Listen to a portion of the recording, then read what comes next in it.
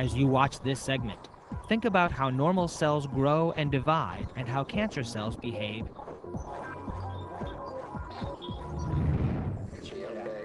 Cancer is the general name for a disease characterized by the abnormal and uncontrolled growth of cells.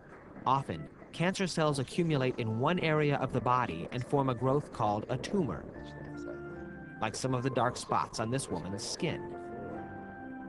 Normally, cells go through a period of growth and division called the cell cycle, which is divided into 3 stages: interphase, mitosis, and cytokinesis. During interphase, the cell grows to twice its normal size and copies of the cell organelles are made.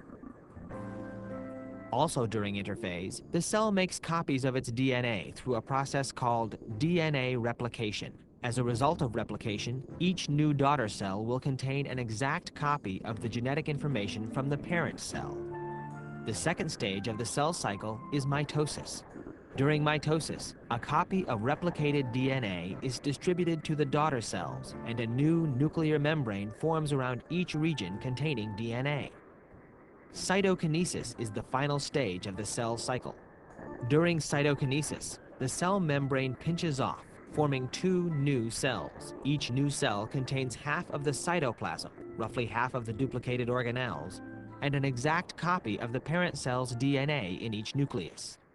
Doctors in hospitals around the world are studying the differences between normal cells and cancer cells. One way that they do this is by examining human skin. Using a scalpel, doctors can scrape skin cells off pieces of skin and into a solution that will preserve them. These cells can be seen under a microscope that makes them look 300 times larger than they really are. On the left side, you can see time-lapse photography of healthy skin cells growing normally. On the right side, you can see cancer cells. The normal cells on the left will ultimately stop dividing. The cancer cells on the right will not stop dividing. As cancer tissues grow and tumors form, they prevent nutrients from getting to healthy cells, which damages and kills the healthy cells. Cancer cells can also travel to other parts of the body through the bloodstream or the lymphatic system. As the abnormal cells travel through the body, they can become lodged in many of the body's tissues where they continue their abnormal growth, and thus spread the disease throughout the body. Though research continues, scientists are not certain what causes cancer cells to grow uncontrollably. Doctors have used surgery, chemotherapy drugs, and radiation treatments to fight cancer. But today, scientists on the front lines of cancer research are exploring various ways of treating cancer, including the possibility of using the body's natural defenses to rid the body of abnormal cells. And when we use surgery or radiation therapy or chemotherapy, we're destroying normal cells as well as cancer cells because they can't distinguish between the two. But the immune system can. It can distinguish a single molecule that's different on a cancer cell than a normal cell. Using an experimental new cancer vaccine made from the amino acids found on a cancer cell's surface and a hormone called interleukin-2, Dr. Rosenberg has been able to destroy cancer cells in melanoma. The treatment is simple. First, the patient receives an injection of the vaccine.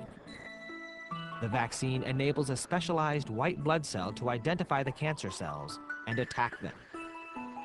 These are the immune white blood cells, the lymphocytes, that we're trying to activate by our vaccines. And as you can see in these remarkable images that are actually taking place in culture, the lymphocytes attacking the tumor. And as it attacks and attaches to the tumor, we see these projections in the tumor cell which indicate that it's being destroyed, its membrane is being dissolved. Dr. Rosenberg's new treatment has given hope to many people suffering from melanoma.